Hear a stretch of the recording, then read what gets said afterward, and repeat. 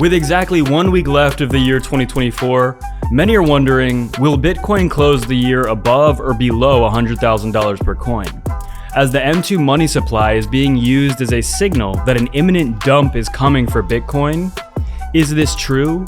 Or in fact, is it all just a complete bunch of baloney? So if you understand, Bitcoin isn't about to pump in 2025, Bitcoin is about to very big time pump in 2025. Hit that like and subscribe for daily cryptocurrency videos.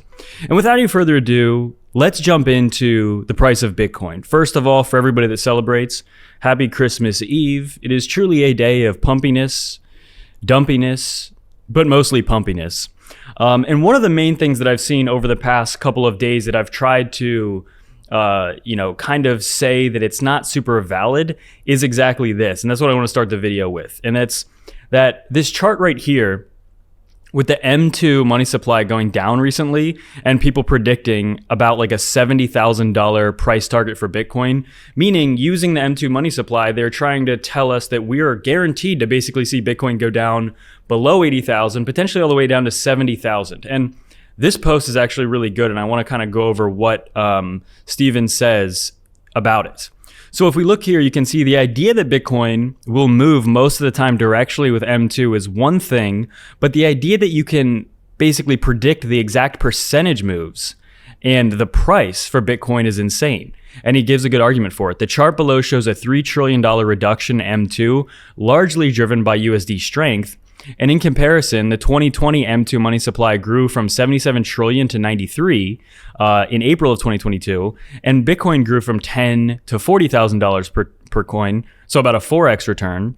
And then from about 100 trillion to 108 trillion, the money supply grew, about 7% growth, and Bitcoin went from 30 to 108,000 US dollars per coin, which is a 260% increase.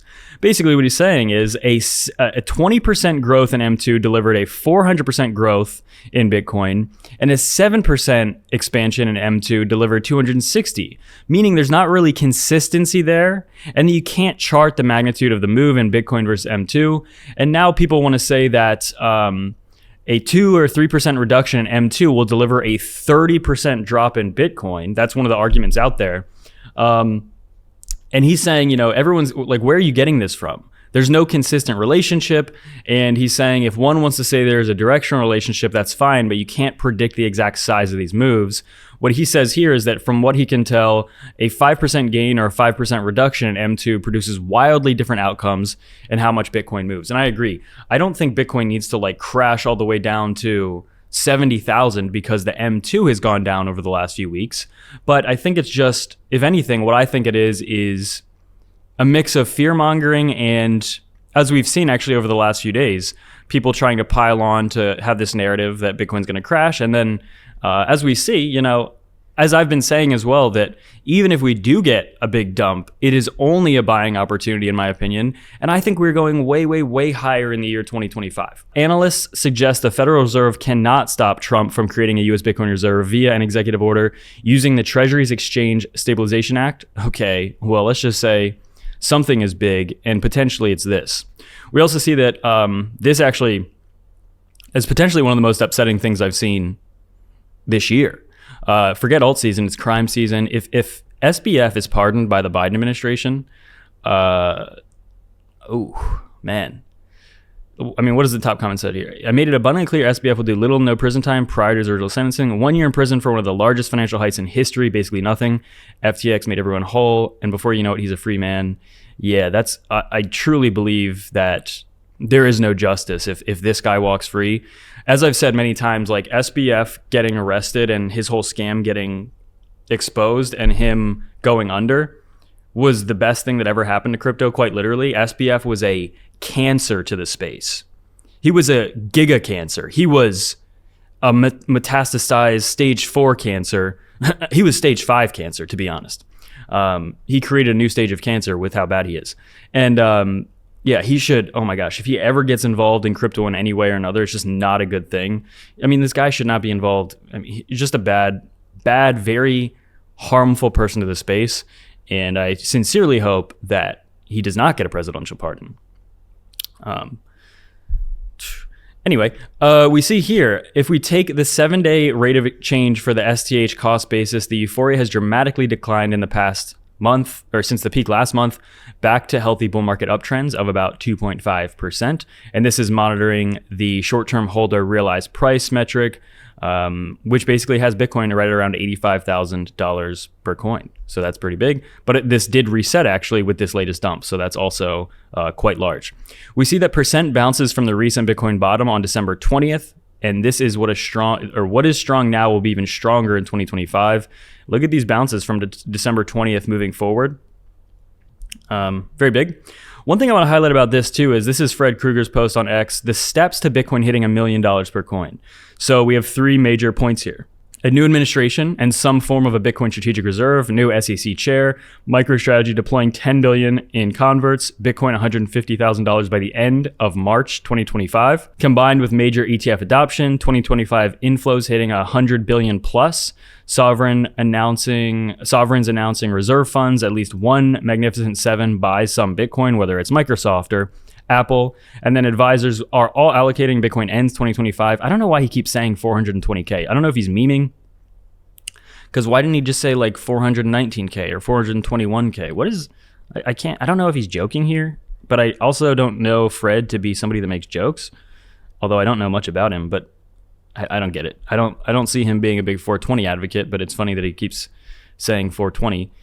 Blaze it. Also, we grind from again, he says 420 to $1 million by 2029. Along the way, IBIT crosses the SPX as the top ETF. MicroStrategy hits $1 trillion per market cap, double it to $2 trillion, and then double it a couple more times to infinity and beyond. Now that's big.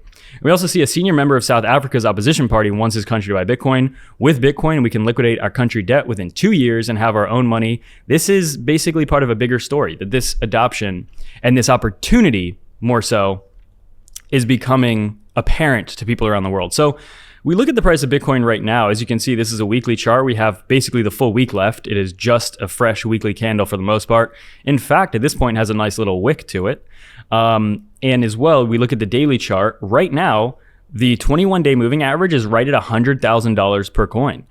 If we get 1 or 2 or multiple daily closes this week above 100,000, and specifically a weekly close above 100,000 this week, that is quite bullish for Bitcoin. You can see on the daily MACD, actually, there is some bullish momentum. We see there's potentially about to be a bullish RSI cross as well. We look at the weekly chart for Bitcoin, and it looks like we actually may be avoiding a bearish RSI cross on the weekly. It's possible. We could see momentum kind of uptick more, and Bitcoin, even on the weekly, actually look pretty good.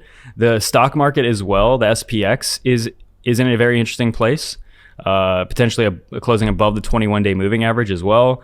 And the DXY is a big thing to never stop watching, especially to see if it breaks significantly above 109,000 or if it initiates a massive dumpy. But MicroStrategy as well, very good stock to be watching. Currently, it has also bounced at the 50-day moving average.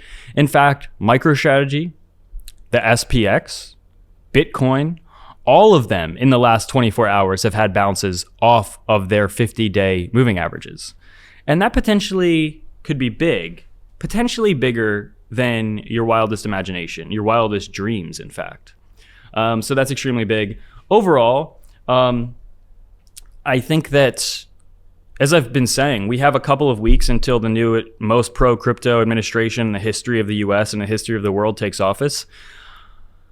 In retrospect, I think we're going to look back and say, why would anyone have been bearish here? That's what I think is going to happen. And basically, yeah, that's what I'm asking you right now is like, it's okay to be bearish for like a day or two or a week or so, but if you're bearish over the next 2 months or even 3, 4, 5, 6 months, why?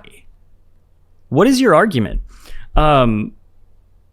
It's crazy. I've been doing this for like 8 years, and for 8 years, you had some decent arguments of why Bitcoin might go down. But now we're talking about a potential global race to buy Bitcoin. We're talking about a strategic reserve possibility. We're talking about these ETFs, which have shattered every single metric imaginable. These Bitcoin ETFs are the most successful. They will, in my opinion, go down as the most successful financial instrument in the history of the planet. MicroStrategy was just added to the QQQ, giving it consistent flows. I'm not saying there's not going to be pullbacks and we're not going to have downturns and we're not going to have bear markets. I'm not saying any of that. But where is like the long-term bearish thesis here? For the last 15 years, countries and people have tried to FUD Bitcoin and they've tried to ban it, which is just silly because if you know about Bitcoin, you can't do that. They've been trying to do that for years and years, over a decade, and they failed every time. Bitcoin has come back quite literally only stronger every single time.